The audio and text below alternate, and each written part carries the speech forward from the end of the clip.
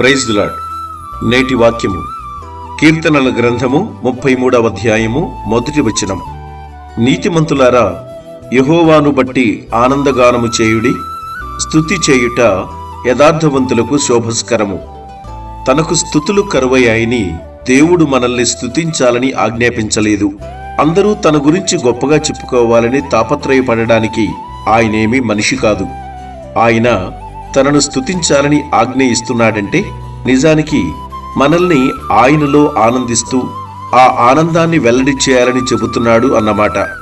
స్తుతి అంటే మాటలతో వెల్లడి చేయబడిన మెప్పు, ఆమోదం. మనుషులు తమకు ఏవైతే మంచివిగా, అందమైనవిగా, శక్తివంతమైనవిగా, అర్థవంతమైనవిగా అనిపించినవో వాటిని పొగుడుతారు.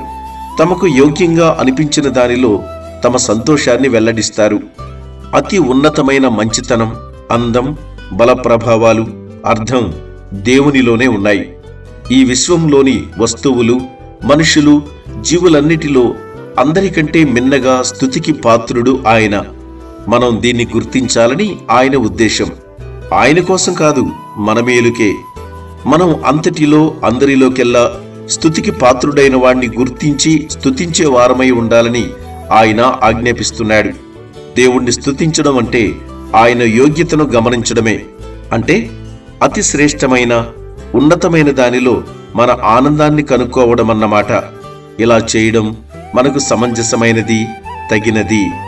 కనుక మనందరం కూడా దేవునిని బట్టి ఆనందగానము చేస్తూ ఆయనను ఆరాధిస్తూ మన జీవితాలను ఆశీర్వాదకరంగా నడిపించుకుందాం. అట్టి కృప మనందరికీ దేవుడు దయచేయునుగాక. ఆమేన్.